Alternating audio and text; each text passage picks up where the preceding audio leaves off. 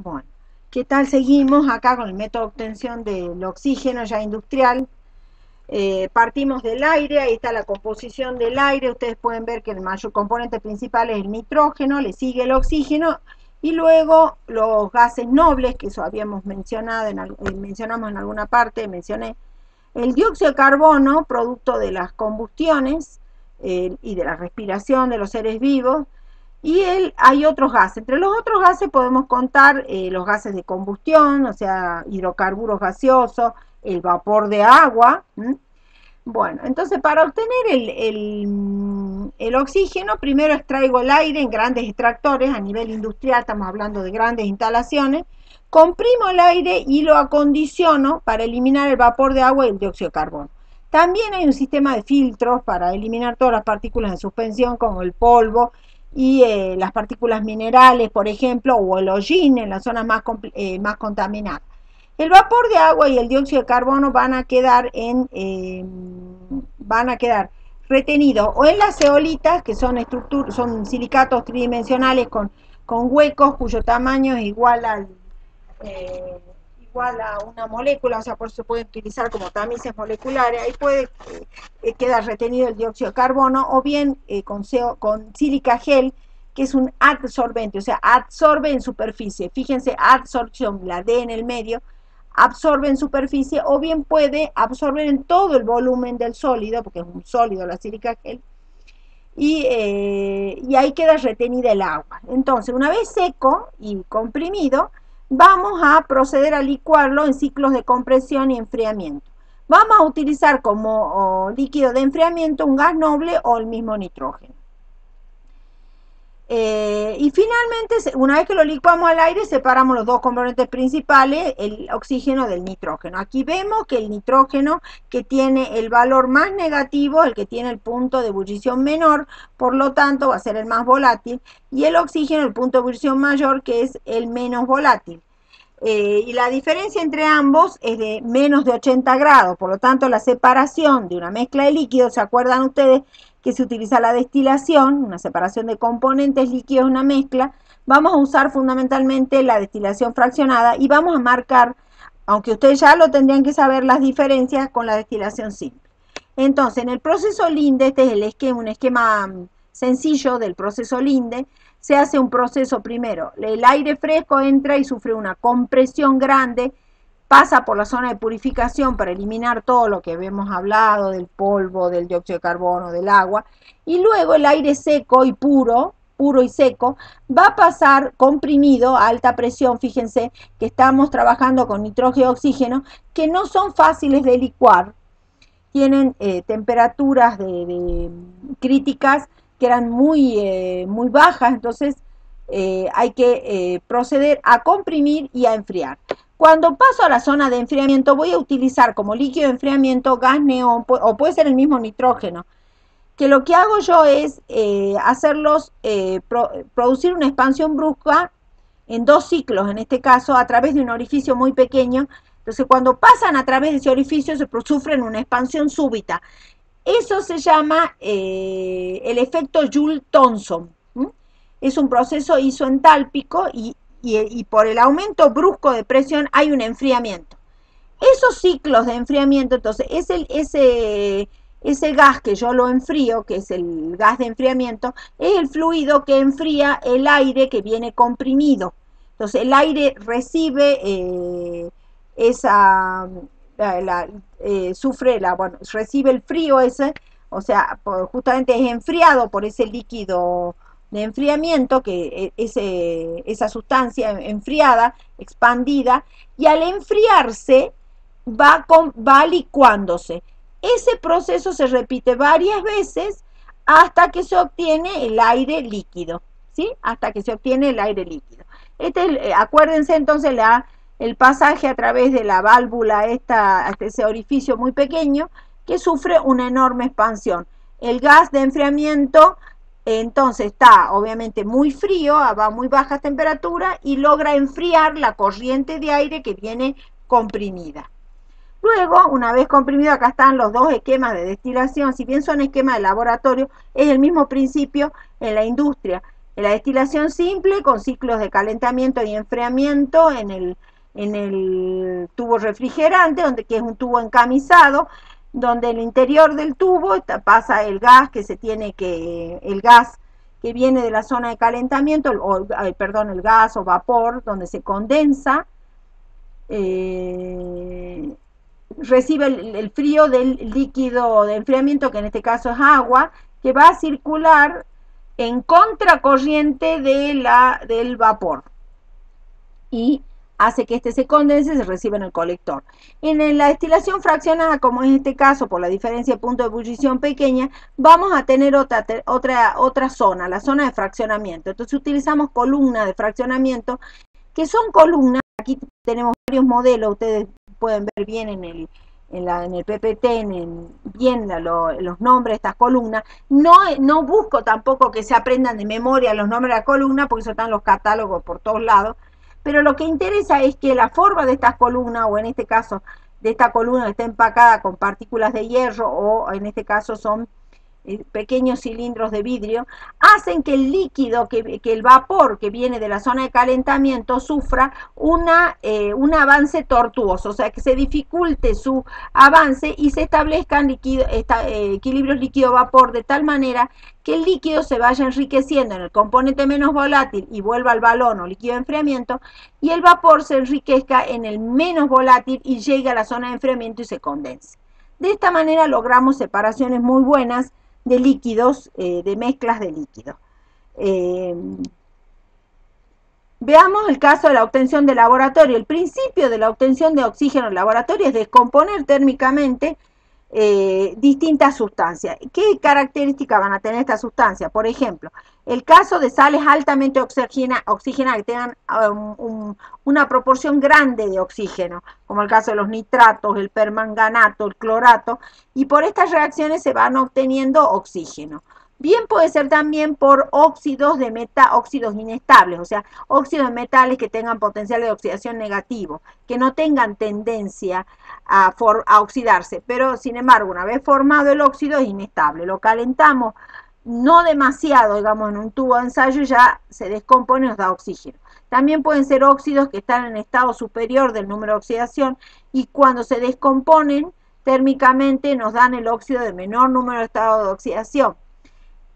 También puede ser la descomposición del agua oxigenada, que es muy inestable térmicamente el agua oxigenada, entonces se descompone y nos da oxígeno y agua.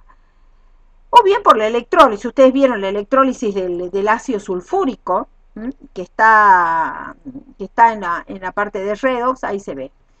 Veamos los tipos de óxidos que puede formar. De acuerdo a la configuración electrónica del óxido, los óxidos pueden ser covalentes. Desde el punto de vista de la unión, pueden ser iónicos o covalentes los óxidos.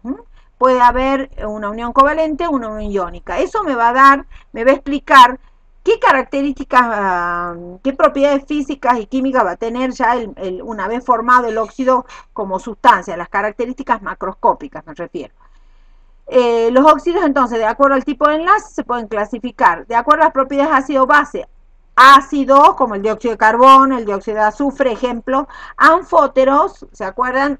El aluminio y el zinc eran anfóteros, los óxidos de aluminio y zinc son anfóteros.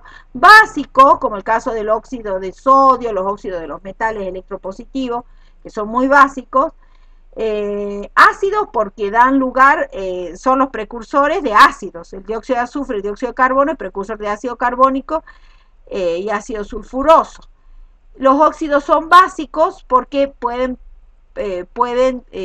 formar los básicos son cuando son los precursores de hidróxidos.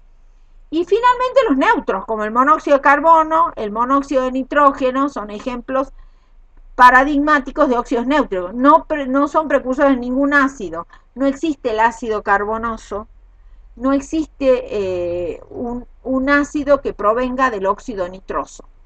El número de oxidación del oxígeno. En los óxidos es -2, en el peróxido es -1, en los superóxidos es -1,5. Aquí tenemos ejemplos. Óxido de potasio normal, peróxido de potasio y superóxido de potasio. Los subóxidos, por ejemplo, que son un tipo de óxido que incluyen los enlaces entre los átomos del elemento que está unido al oxígeno, en este caso el carbono. El ejemplo es el subóxido de carbono. La estequiometría. Puede haber los óxidos estequiométricos donde hay una relación entera de átomos entre el elemento combinado con el oxígeno y los no estequiométricos, en este caso el óxido de hierro 2, la bustita, aquí se puede ver que no hay una relación entera de átomos. Y finalmente las mezclas de óxido, el tetróxido de trihierro, un óxido mixto, a este le llamamos magnetita, y después al tetróxido de triplomo, que también es un óxido mixto. Cuando ustedes van a ver que son producto de la suma de óxidos de distintos estados de oxidación. Eso lo vamos a ver más adelante. Veamos acá los óxidos metálicos, las clasificaciones. Aquí tenemos los óxidos metálicos, son generalmente iónicos, el óxido de magnesio. Los óxidos de los no metales generalmente son covalentes, como el dióxido de carbono. Tienen propiedades ácidas, o sea, esto es lo que antes le llamábamos anhidrido, que es una nomenclatura vieja. Y también dice existe como molécula discreta, o sea, existe la molécula en forma individual, así como la molécula de agua. Bien, otro ejemplo de óxido con no metales y de carácter covalente es el dióxido de silicio, pero este existe como una macromolécula. O sea que esta fórmula de silicio-oxígeno 2 es la fórmula mínima y en realidad es un polímero, o sea, una macromolécula unida por, generada por la unión de moléculas muy pequeñitas, como es el caso del dióxido de silicio. Esto lo vamos a ampliar cuando estemos en el grupo 4 con los silicatos. Acá tengo ejemplos de todos los óxidos, por ejemplo, los muy básicos son óxidos que reaccionan, por ejemplo, con óxidos anfóteros. Una definición, una ampliación de la definición de óxido anfótero es que los óxidos anfóteros pueden reaccionar con ácidos y con bases. Entonces, en este caso, los óxidos muy básicos, como el caso de los metales muy electropositivos, reaccionan con óxidos anfóteros y mucho más fácilmente con óxidos ácidos. Por ejemplo, los monóxidos de sodio y de potasio y el óxido de calcio. Esos serían los óxidos muy básicos que pueden reaccionar con óxidos ácidos y en óxidos anfóteros y dar sales. Después los óxidos moderadamente básicos son óxidos que reaccionan con dificultad con óxidos anfóteros, pero rápidamente con óxidos ácidos, por ejemplo los óxidos de magnesio, hierro, hierro 2, hierro 3, cobre 2. Los óxidos anfóteros, que yo les decía, los óxidos de aluminio y de zinc, que reaccionan con óxidos muy básicos y óxidos ácidos. Los óxidos ácidos, que reaccionan con los óxidos anfóteros y los óxidos básicos de ambos tipos.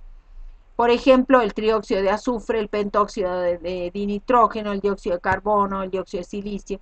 Y los óxidos neutros, como les decía yo, los óxidos nitroso, nítrico, el monóxido de carbono es otro ejemplo, ¿no? Aquí está la reacción entre un óxido muy básico, como el óxido de potasio, el dióxido de carbono, y nos da una sal. Acá óxido de bario con dióxido de carbono y nos da la sal. En este caso, los carbonatos. Dióxido de carbono con óxido de calcio que nos da el carbonato de calcio. Dióxido de carbono con óxido de magnesio que nos da el carbonato de magnesio. Bien. El oxígeno forma un compuesto muy importante, nosotros vamos a destacar dos, el agua y el peróxido de hidrógeno, que ya lo mencionamos como muy inestable y que se puede descomponer rápidamente. Acá tenemos la estructura de Lewis o de Lewis del agua, es un enlace netamente covalente, por eso yo le decía, el agua pura que no tiene disuelto ninguna sal no conduce, porque lógico, es un enlace covalente el que predomina entre los átomos y por lo tanto se disocia muy poco. Y acá tenemos la estructura de enlace de acuerdo a la teoría de enlace de valencia, donde nos muestra que tiene una geometría electrónica tetraédrica y una geometría molecular angular. Luego está el peróxido de hidrógeno, aquí tenemos la estructura de Lewis, también predominan los enlaces covalentes, y en este caso la geometría de la molécula del peróxido de hidrógeno, acá está destacada, es como si fueran es diédrica, la molécula se despliega en dos planos, de tal manera que haga que estos pares electrónicos sin enlazar se repelan lo mínimo. O sea, esa estructura de tipo libro o diédrica, donde el enlace oxígeno-oxígeno, que es el enlace peróxido, está en el lomo del libro, ¿sí? Y los hidrógenos se ubican en dos planos diferentes para minimizar la repulsión electrónica de estos pares no enlazantes. Esto aquí nos dan los ángulos de enlace. En el caso del agua era 104, en el caso del peróxido de hidrógeno es 97. Fíjense acá, este 104 grados no es es un ángulo de enlace característico de una hibridización de acuerdo a la teoría de enlace valencia tetraédrica. Lo que sucede que acá lo que ocurre es que los pares electrónicos sin enlazar del oxígeno repelen a los pares de enlace y hacen que se cierre el ángulo. El ángulo tetraédrico correspondiente a una estructura tetraédrica, un ángulo de enlace, como el caso del metano, por ejemplo, carbono, hidrógeno 4, era 109,8. Aquí el ángulo de enlace es bastante menor, justamente por este efecto repulsivo que acabo de indicar. Bien, el peróxido de hidrógeno vamos a dedicar y acá vamos.